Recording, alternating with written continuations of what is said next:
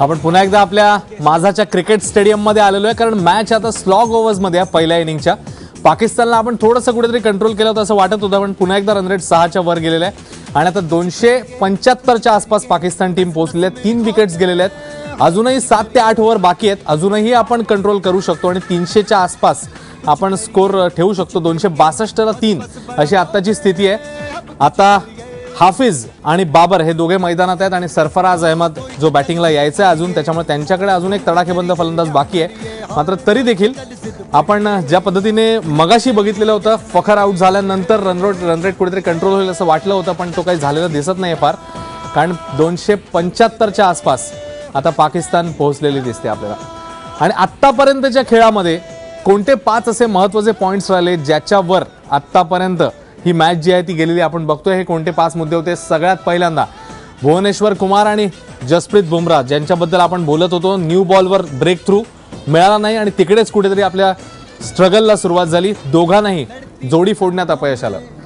अश्विनचं off spin अस्त्र पुन्हा एकदा निकामी ठरलं. 10 ओव्हरमध्ये 70 धावांची खैरात अश्विनने केली.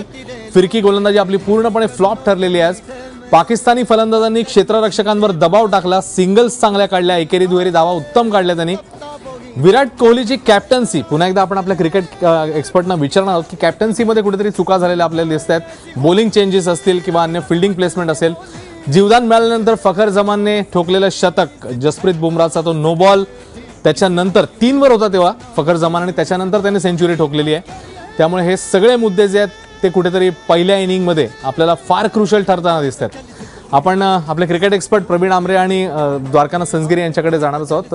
सगळ्यात पहिल्यांदा 3 वर नो बॉलला कॅच आउट आणि त्याच्यानंतर सेंचुरी, एक मोठा फटका बसला. जसं आपल्याला पाहिजे होतं की 10 ओव्हरमध्ये आपल्याला बळी पाहिजे होता आणि तो बळी मिळाला होता आणि तो दुर्दैवाने नो बॉल होता आणि तिथेच कुठेतरी बुमराची लय बिघडली. कारण आपण जसं आपण म्हटलं की पार्टनरशिपमध्ये होतं भुवनेश कुमार आणि बुमराह, पण भुवनेश कुमारने त्याचं काम चोख बजावलं होतं. 5 ओव्हरमध्ये 10 धावा दिल्या आणि त्या क्षणी की समोरच्या एंडनी रन जात होत्या. बुमराहचा आज मला वाटतं फॉर्म नसल्यामुळे आपल्या धावा फार जात राहिल्या.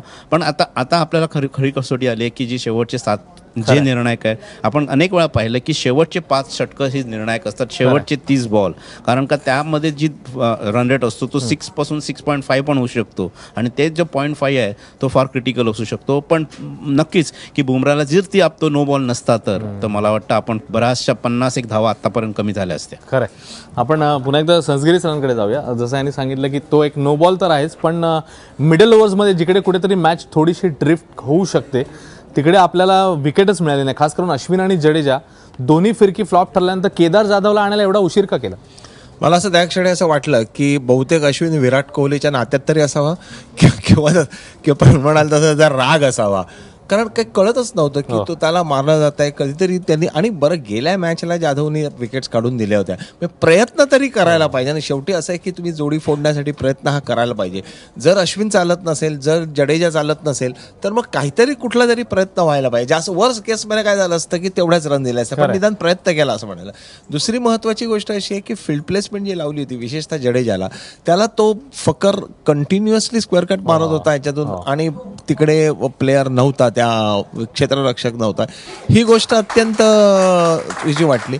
मग मला असं वाटतं स्वतः जडेजाने सांगितलं आणि त्यांनी त्याला तिकडे फिल्डर ठेवला. तर ह्या सगळ्या ज्या गोष्टी आहेत त्याचा कुठेतरी या मॅचवर परिणाम झाला असं म्हणायला काही हरकत नाही आत्तापर्यंत. आत्ताची एक अपडेट आली आहे. बाबर आउट झालेल्या 46ला पुन्हा एकदा एक ब्रेक, म्हणजे कुठलीही स्टेज असू दे विकेट प्राइजलेस असतात कुठलंही. हेच तर वैशिष्ट्य आहे लिमिटेड ओव्हर्सचं. आणि आपण विकेट कोणी काढली, जो आपण पॉईंट डिस्कस करत होतो, केदार जाधवनी काढली. आणि हीच कुठेतरी कल्पकता दाखवायला हवी होती की आज जडेजा आणि अश्विनचा दिवस नाही आहे. तर मला वाटतं ते शॉर्ट स्पेल देणं की 2 ओव्हरचाच जे स्पेल दिले असते तर मला वाटतं फार फरक पडू शकला असता. एनिवे आता आपल्याला ही महत्त्वाची विकेट मिळाली. बाबरसारखा सेट बॅट्समन मिळाला आहे. आता कुठेतरी वाटतं की 20 रन अजून कमी होऊ शकतं. खरं आहे. पण जसं आपण मगाशी पण म्हणत होतो की मधल्या ओव्हर्स, मिडल ओव्हर्स, तर तिकडे कुठेतरी एक फास्ट बॉलर आज आपण परत मिस केला. पुन्हा कुठेतरी थोडंसं टीम सिलेक्शनवर आपल्याला आता आता अर्थात जर तर च्या गोष्टी आहेत त्या सगळ्या, पण पुन्हा कुठेतरी ती चर्चा होऊ शकते आता. नाही होऊ शकला असता तर उपयोग तर मला वाटतं अश्विनच्या जागीच उमेश यादवचाच होऊ शकला असता, कारण का एक पेस बॅटरी असणं किती महत्वाचं आहे. आपण जर पाहिलं तर पाकिस्तानची स्ट्रॅटेजी तीच आहे की एका स्पिनरनी खेळतायत, आपण मात्र 2 स्पिनरनी खेळतोय. कुठेतरी मोह झाला असेल की अश्विनने गेल्या मॅचला चांगली बॉलिंग टाकल्यामुळे, त्यामुळे ड्रॉप करून कधी कधी असे श्रूट डिसिजन्स घ्यावे लागतात. कारण आपण आज पाहिलं तर 20 षटकात 120च्या वर धावा स्पिनर्सच्याच बॉलिंगला गेल्यात आणि त्याहीपेक्षा मला वाटतं कुठेतरी अवांतर जो आहे तो जवळजवळ 20च्या आहे, तो कुठेतरी व्हाईट बॉल सुद्धा आपण कंट्रोल करू शकलो असतो. त्यामुळे कुठेतरी आपली जी मिडल ओव्हरची लय बिघडली. खरं मिडल ओव्हरची लय बिघडली, पण आता 4थी विकेट आपण काढलेली. अपेक्षा करूया की इथून पुढच्या 5-6 ओव्हरात कंजूस बॉलिंग आपल्याला करावी लागणार आहे. आपण आता जाणार आहोत रोहित शर्माच्या शाळेमध्ये. मगाशी तर खूप जल्लोष होता, आता तिकडचं काय वातावरण आहे? माधवी आपल्या सोबत आहे. माधवी, रोहित शर्माची बॅटिंग आता पुढच्या तासाभरात सुरू होणार आहे. आता तिकडे काय वातावरण आहे? मंडळींना कॉन्फिडन्स आहे की नाही अजून? जशा चिंतेचं वातावरण आता ओव्हलवर आहे, तसंच काहीसं चिंतेचं वातावरण आता या स्टेडियमवर या ठिकाणी आता पाहायला मिळते. मी आता रोहित शर्माच्या शाळेत उभी आहे, जिथे आता बरेचसे विद्यार्थी जमलेले आहेत, शाळेचे जे मॅच बघतायत, मात्र त्यांच्यामध्येही चिंतेचं वातावरण आहे. आपण या विद्यार्थ्यांकडून जाणून घेऊया नक्की त्यांना कसली चिंता है. मुझे बताइए क्या स्कोर होगा, ऐसा लग रहा है अभी पाकिस्तान का? अभी जैसा विकेट गिर रहे हैं मुझे नहीं लग रहा कि 300 के ज्यादा मार पाएंगे लोग. अभी बोल नहीं सकते कुछ. इंडिया के बॉलिंग के बारे में क्या कहना है आपका? जितना स्कोर कर रहा है पाकिस्तान, इंडिया की बॉलिंग क्या गलती हुई है? एक्सेप्ट भूवी, बाकी सब थोड़ा ऑफलाइन डाल रहे, बट भूवी अच्छा डाल रहा है थोड़ा बहुत. कितना स्कोर करेगा Pakistan? About 300, 310, 315. Still India is gonna win. सगळ्यांचं असंच म्हणणं आहे की पाकिस्तानचा स्कोर हा 300 पेक्षाही जास्त जाणार आहे, कारण आता 250च्या वर धावा झालेल्या आहेत. त्यामुळे आता अजून काही जणांना विचारूया कैसी बॉलिंग हो रही है, क्या लगता है कितना स्कोर करेगा? 200. इंडिया जीतेगा. फिर भी इंडिया जीतेगा? हाँ, इंडिया जीतेगा. कैसे जीतेगा? विराट कोहली खेलेगा. विराट कोहली और कोण खेळेल? रोहित शर्मा. तर यांचं म्हणणं किती स्कोर केला पाकिस्तानने तरी पण भारत जिंकणार आहे. भारताचे बॅट्समॅनही तशीच दमदार कामगिरी करणार आहेत. क्या लगता है कौन जीतेगा? और जो परिस्थिति अभी दिख रहे है, जो बॉलिंग इंडिया ही जीतेगा. कैसे पर इतना बड़ा स्कोर हो गया तो? करेगा चेज विराट कोहली. तो हमारी जो बॉलिंग है, हमारी आज जो बॉलिंग हुई है उसके बारे में क्या है? हमारी बॉलिंग के बारे में क्या है? रोहित शर्मा सेंचुरी तो मारेगा क्योंकि बैटिंग पिच है, तो ऑब्वियस सबकी बैटिंग. बॉलिंग में हमारी क्या गलती हो रही है? हमारी बॉलिंग में क्या गलती हो रही है कि इतना बड़ा स्कोर करने में? स्पिनर से गलती हुई. स्पिनर लोग ने इतना अच्छा बॉलिंग नहीं किया. अजून काही जणांना आपण विचारूयात की काय अशी चुका झालेल्या की जेणेकरून पाकिस्तानचा इतका मोठा स्कोर होत आहे. हमारी क्या गलती होय, काय चुका झाल्यात आमच्याकडून की त्यामुळे पाकिस्तानचा इतका मोठा स्कोर? काय ऐकून आलं? पाकिस्तानचा इतका मोठा स्कोर झालेला आहे. तेव्हा आपण बघितलं की पुन्हा एकदा त्या फॅन्सनी देखील स्पिनर्सवरच कुठेतरी ठपका ठेवलेला आहे. आणि आता बघूया, स्पिनर्सनी तर त्यांचा प्रयत्न केला पण त्यांना काही यश आलेलं नाही. आता बॅट्समनवर पूर्ण मदार आहे, पण अजूनही शेवटच्या 5-6 ओव्हर बाकी आहेत. आणि जसं प्रवीण आमरेंनी सांगितलं, गेम कुठेतरी तिकडे चेंज होऊ शकतो. मात्र आता प्रयत्नांबरोबरच आशीर्वादांची, प्रार्थनांची सगळ्याची गरज आहे. आणि IPLच्या एका मॅचमध्ये एक आजी आपल्याला बघितलेल्या होत्या आपण की ज्या प्रार्थना करत होत्या, आणि या आजींची आज आपल्याला गरज. आजी, तुम्ही आज प्रार्थना करा आमच्या टीमसाठी. आपण संस्कृती सरांना विचारूया. सर, फक्त प्रयत्न नाही, आता अशा प्रार्थनांची पण गरज आहे. आजींना पुन्हा आपल्याला बोलवावं लागेल. नाही, प्रार्थनेने जर आपण जिंकू शकत असेल तर आपल्याला कोण हरवू शकणार नाही, एवढी आपली पॉप्युलेशन आहे खरं म्हटलं तर. पण प्रार्थना कधीतरी उपयोगी होईल असं पण मानूया. पण मला असं वाटतं की आता त्यांच्या 2 विकेट्स लवकर गेल्यामुळे नवीन बॅट्समॅनला सेट व्हायला लागेल. आणि ज्या पुढच्या 5-6 ओव्हर्समध्ये ज्यांनी खरं बेधुंदपणे बॅटिंग केली असती ती ते करू शकणार नाहीत. त्यामुळे जसं प्रवीण म्हणाल तसं 20 रन्स ऑलरेडी कमी झालेले आहेत. आणि आपण आता आशा करूया की आपण आपली बॅटिंग बेस्ट बॅटिंग म्हणतो आणि पाकिस्तानची बेस्ट बॉलिंग.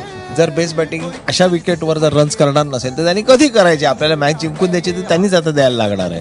त्यामुळे आपण देवाकडे अशी प्रार्थना करू की त्यांना बळ दे. आपण खरं एक वाइंडअप कमेंट फक्त प्रवीण आमरेंकडनं घेऊ आणि नंतर आपण म्युझिककडे जाणार. तर आता ज्या पद्धतीने बघतो आपण 310-320 पर्यंत तर पोहोचतील असं वाटतंय, पण गेटेबल वाटतोय या विकेटवर स्कोर?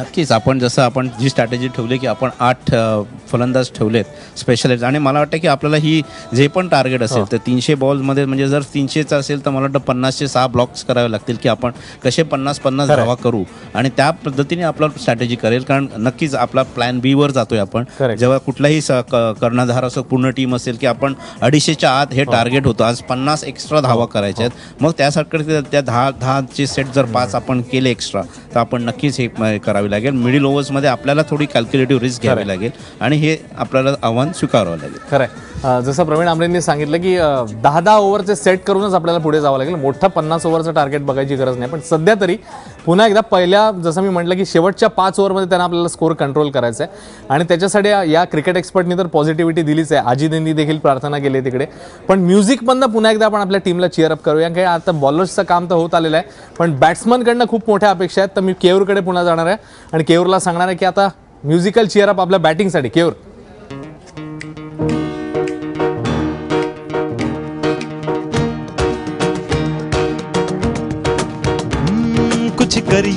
कुछ करिए नस नस मेरी खोले हाय कुछ